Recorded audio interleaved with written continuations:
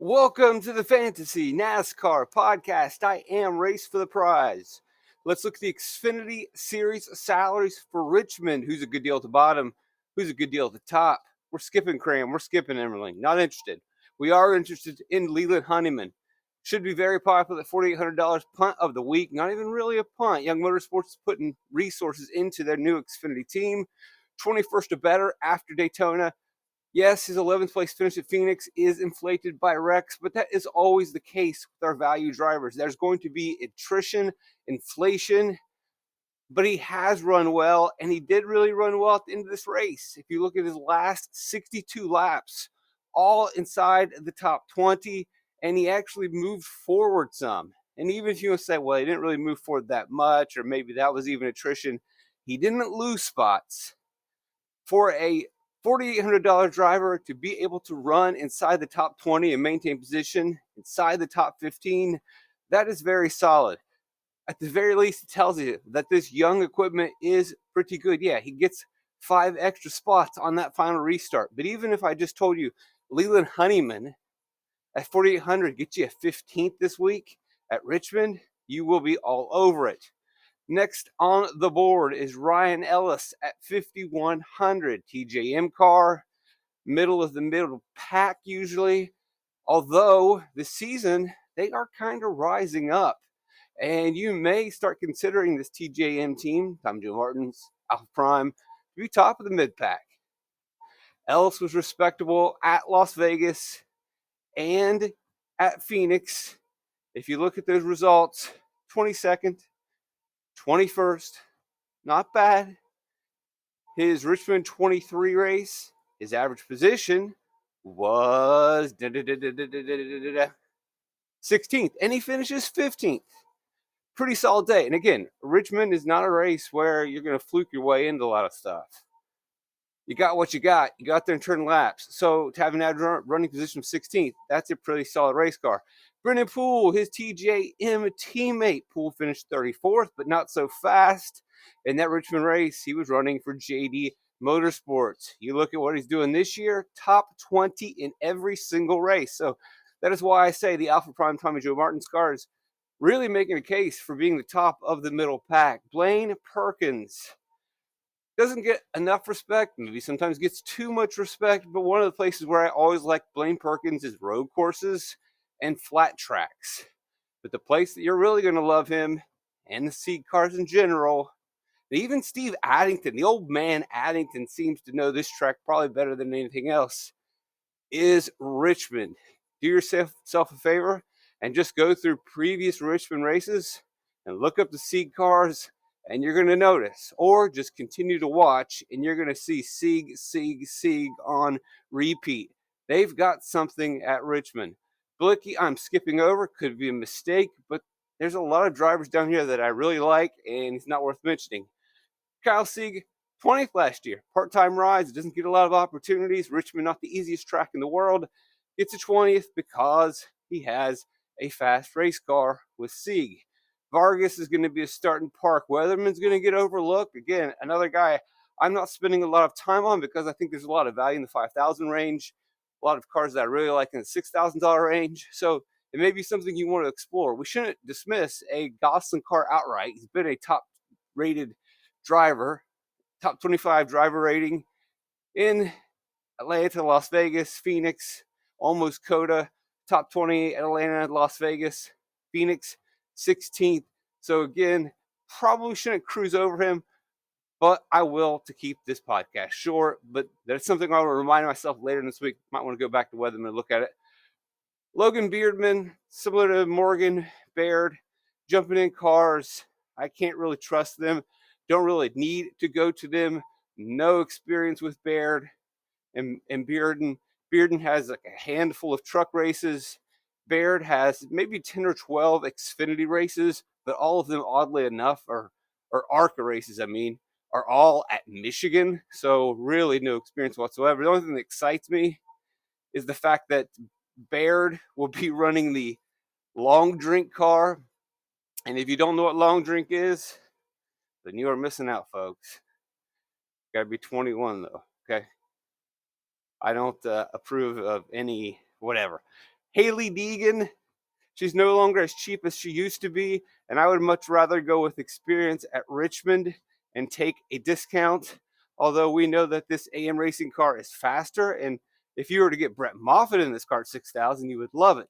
Haley Deegan, just probably not where we want to go. And she hasn't been terrible, although, and I think she's probably going to be disrespected or not played just because of her brushing the wall and NASCAR throwing the caution. She didn't throw the caution, so we shouldn't hold that against her. That's not her fault. But for whatever reason, I could see fans blaming her and not wanting to play her or being down on her because NASCAR threw a caution. Has nothing to do with her. So she's been fine. 6,000 is not the worst price for her and her talent. She did finish 15th at Phoenix in the Truck Series last year. So you can't completely wipe her off the board. But again, similar to Weatherman and Balicki, or more so Weatherman, there's just better plays. Like right above her, Jeremy Clements at 6,300. You look back at the last 4 of the last 5 at Richmond, he has earned a top 20 finish. Should be 5 of the last 6. Because if we look really close at him and we look at his last race at Phoenix, probably the most recent in comparison, he wrecked on lap 216 at Phoenix. He ends up finishing, well, he still ends up rallying for a 15th place finish, which is pretty good. Wrecked on lap 216 while in 13th place. Or no, I'm sorry. My mistake. No, he finished well at Phoenix. This Richmond race. Last year at Richmond, he finished 36th. Like I was saying, he's got 4 top 20s in the last 5. Should be 5 of the last 6. Finished 36th at Richmond. He was in 13th place on lap 216. Gets into a wreck. Jeb Burton. It's going to be a little misleading with Jeb Burton because he had pretty good equipment back here. But last season, he was in the same ride that he was in. He was still Jordan Anderson. He was still popping up top 15s. He's not going to be in elite equipment where he can get top 5s. But he has demonstrated that he can get pretty close to a top 10 in a Jordan Anderson, which is typically the top of the mid-pack. This is a really good price. It is also pretty much a home race for the Virginia native. That's one of the reasons why you don't have to dance with Haley Deegan. That's why you don't have to try to predict the weather with the weatherman. Because we got Jeb Burton right there. We also have Jeremy Clements, who has been pretty solid. If you want to dice it up and get risky, then you can consider Josh Williams. It's a Kaulig car for $6,600. That's a heck of a deal. But my biggest concern is, which we've seen with him before, is he's got to figure out the Kaulig setup pretty quickly, and this is a tight schedule. Saturday morning, 8:30, then we're rolling off and racing at 1 p.m. Meanwhile, he's going to have to, learn the setup and figure out what he's doing while also juggling a newborn baby, but also more importantly, juggling his Twitter fingers while he yells at people on the internet.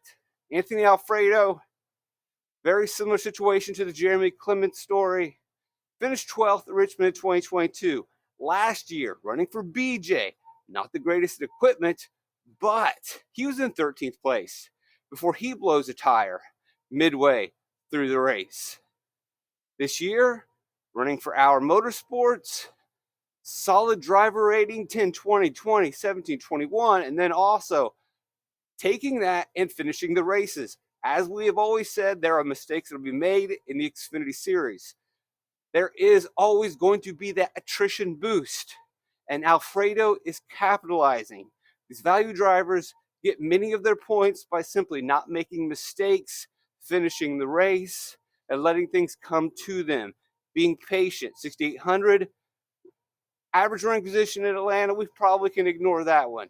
But Las Vegas, he's a 20th car, he gets a 16th. Phoenix, he's a 17th best car, he grabs you a 10th. Coda, 21st, 12th. That is very methodical. That is very cerebral. As I mentioned last week in the podcast, this might not be the best driver. This might not be the best wheelman. But Alfredo is very smart about how he goes through his race and what he needs to do. And now that he is in pretty decent equipment, I would expect this trend to continue where he knows what to get out of the car and he knows when to go get it. And at 6,800, he's another great value play that we can consider. Maybe the best value of the week. It's not the most cheapest. Great job, me. Sieg car, Ryan Sieg. The stats speak for themselves. 7th last year, 9th, 13, 15, 12, 12, 5. As I mentioned previously, Sieg's got something at Richmond. And then even this year, Sieg is having a pretty good year. 7th at Phoenix, 7th at Las Vegas, 12th at Phoenix, 14th at Circuit of the Americas. It's been a while since we've seen Ryan Sieg really get back to this level. There was a couple years ago where it looked like there was something going on and they were growing. And then they kind of stagnated a little bit. But now it looks like Ryan Sieg could be on the way to the best season of his career. $7,000. I'm on it. Matt Noyce's crew chief could really be the secret recipe here. Let's look that up now that I'm thinking about it. Noyce hasn't really been around a lot in years. The last time that we really saw a lot of him was with Ben Rhodes in 2023 or 2020 and 2019, 2023. Pretty decent numbers. Where did they get their win? Darlington. How did they do at Richmond that year? Finished 3rd. It's a pretty, that's interesting. Matt Noyce at Richmond in 2020. Ben Rhodes finishes 3rd, leads 66 laps. That is really interesting. Okay. So I think that's been a good crew chief. And we know that Sieg has just juggled crew chiefs over the years. Shane Wilson, our all-time favorite here in DFS, was one of those guys. Flying through, Matt DiBenedetto, another Sieg car. If you look up DiBenedetto's stats at Richmond in the Cup Series, he has a top 20 in his last 4 Richmond Cup races. Oh, but he was in better equipment. Yeah, that's what he's supposed to do in better equipment, is get top 20s. It's understandable that when he was in inferior equipment, he wasn't getting top 20s. But when you're in slightly better rides, you're supposed to get top 20s, and that's what he did. His equipment wasn't top 10. His equipment was borderline top 20, and that's exactly what he did. This week, he has equipment that is top 10, and so that is where he should race. If DiBenedetto, though, swallows up all the ownership, I would be much more happy or much more inclined to take Ryan Sieg at lower ownership, who has a lot more experience, that's been working with this team every single week, whereas DiBenedetto, who just walked in the door last week. So I hope that DiBenedetto gets boosted and you can go ahead and go right to Sieg. Or you can go right to Parker Retzlaff, who is racing well. 16th last year, 10th at Richmond in 2022. Oh, by the way, who was Parker Retzlaff racing for in 2022 at Richmond? Ryan Sieg. Pretty good races this season so far. 17th place at Phoenix. So you can see Phoenix, average running position of 21st, but he finishes 35th. He was in 17th before being caught up in the big one. Remember the Haley Deegan incident, and then we have a restart that triggers madness. He got caught in that one. Gotta like it. And maybe that scares people because they're not really going through and digging in, and they don't remember that he got caught up in that race. SVG. Not a lot of data to look at. One thing that I will point out is that his crew chief is Bruce Schlicker. Bruce Schlicker was the crew chief last season at Richmond for Chandler Smith, who crushed at this racetrack. Obviously, SVG is not the oval racer that Chandler Smith is, but they're going to have some pretty solid setup notes heading into this race. Now, the thing with SVG is, at least when his salary is depleted, we can just count on finishing position and maybe some place differential. There's never going to be the case that this guy's going to lead laps, run fast laps, and be a monster early on. He's going to have the race to figure it out, and that's really what he has been doing lately. He's going in and just trying to learn, and you can look at his laps. Phoenix, he has a decent day running 16th. He gets a much better day in terms of finish with 6th through attrition, you name it. The thing that concerns me, if you really dive into his Phoenix laps, he maybe, and even from the back to the front, maybe passed 4 cars all day. Like I said, he's out there just trying to learn. And that is evident in the fact that he was not passing anyone. He was just holding his position. At 7,500, we need a guy that can move a little bit more. We need a guy that's going to be a little bit more racy. We need a guy that's actually not in school. We don't necessarily need the teacher, but we would like, the AB student, not the kid with his nose in the books. And that, at the moment, seems like that's where SVG is, and that's fine. And that's what Van Gisbergen should be doing, is playing the long game and learning and taking notes and improving. No one expects him to win right now. We shouldn't expect him to win right now. I just think you're going to get a lot more upside out of these other guys that are going to be pushed and driving a lot harder. Corey Hahn, 13 driver rating Las Vegas, 12th at Phoenix. I believe, yes, if I check my notes, he had to pit for an unscheduled situation with a loose wheel at Phoenix, and so that really hurt his result, but was getting the most out of his Sam Hunt Racing car. Heim is fine at 7,800, but I would much rather go down into the 7s and 6s. But I do want to point out that he was running well until that loose situation at Phoenix. If nothing else, just to mention that Sam Hunt Racing pretty decent. Bubba Pollard, it's a cool story. Everyone is hyped about it. Get that hype train rolling. But he's got a quick morning session, and then we're going to roll out there. A lot of questions. He's a little bit more expensive than I think he should be. To be quite honest, he should be priced down towards the De Benedetto range. You're overpaying. He could have a good day, and we can all be happy about that and still not matter in fantasy, and we can all be happy that we didn't play him. Parker Kligerman can get you probably a top 10 at 8,200. That's fine. That's safe. I don't think that's going to work into the optimal lineup. We're going to have to spend up. We're going to go down and save. Kligerman works if you can get you some place differential. Brandon Jones, always on the board, something that we have to think about and consider.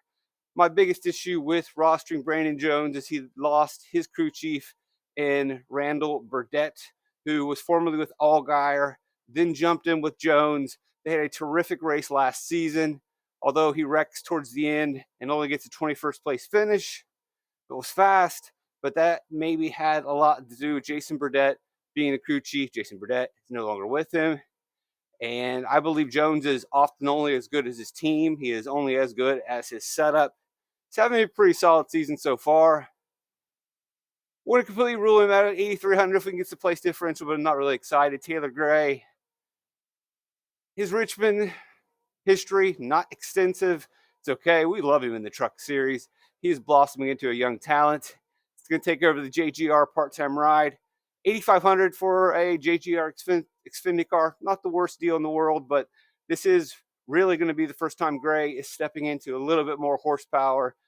I don't need to go there. I don't need to go there with Sammy Smith. Either these guys really all seem like they're no man's land. Sam Mayer, he could cycle to the lead. He could unload a hot rod. They could make something work. But where we stand right now, it's not really something that we're super excited about. When we're looking at previous Richmond races, we're looking at previous Phoenix races. It's just not where I need to be. Riley Herbst, like Jones, 23rd finish, but had a possible top 5, or we had a top 5 car, maybe even a top 3 car. And if we look back at last year's Richmond race and say, well, who had the most speed?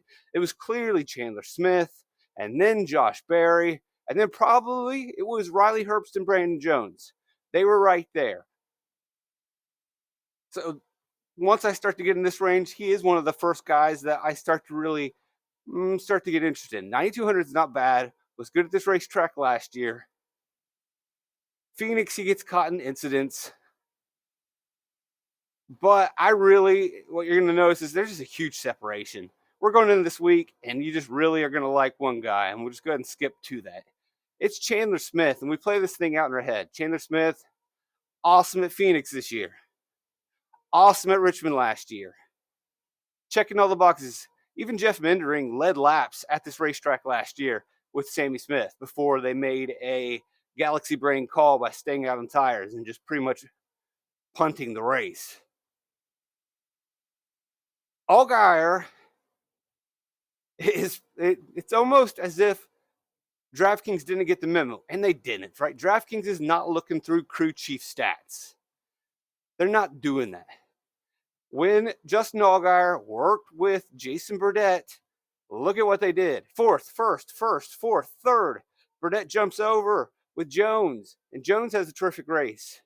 Burdett's been gone for 2 years, or at least a year. Allgaier, I don't believe he's going to have the setup or the car. And you look at last year, yeah, Allgaier got hurt by a caution that comes out at the wrong time. He's the first to pit cycle. He's gambling. But the reason that he gambled was because he didn't have that fast of a car. He had a 7th place car. That was it. He had nothing for Chandler Smith. Cole Custer had nothing for Chandler Smith. No one had anything. Josh Berry could go toe-to-toe. The old late model superstar could do it, but no one else. And you look at this field, maybe possibly Eric Almirola, who had a decent day in the Cup Series at Richmond last year. Maybe he has something, but I don't think so. It looks like it's going to be a Chandler Smith day to me. AJ, maybe. I don't think so. Austin Hill, not the greatest short track driver. Top 5, yeah. But is he going to go out there at a non-intermediate track race and battle with Chandler Smith? I don't think so. Jesse Love, he's not there yet. Riley Herbst is probably the closest in the conversation of someone who can go toe-to-toe. He's not going to go toe-to-toe. He might cycle to the lead. He may take advantage of a poor pit stop by Chandler Smith, which he did have at Phoenix. So I don't think that Chandler Smith's going to lead every lap. Someone's going to get a cycle or two. I don't even see, you play this race out. Oh, we got lap traffic. That's going to cycle the lead like we saw last year where Josh Berry takes the lead due to lap traffic. I don't even think lap traffic's going to hold Smith back in this field. That should do it for the price check. Thanks for hanging out. Appreciate the support. Leave a like right now. Leave a like. Subscribe. Share. Go to racefortheprize.com. Check out the April package. Look into it. Subscribe. Get your sheets. 10 sheets. 10 events. I'm truly blessed to have you guys around. Love you guys. Trip to Life Fantastic.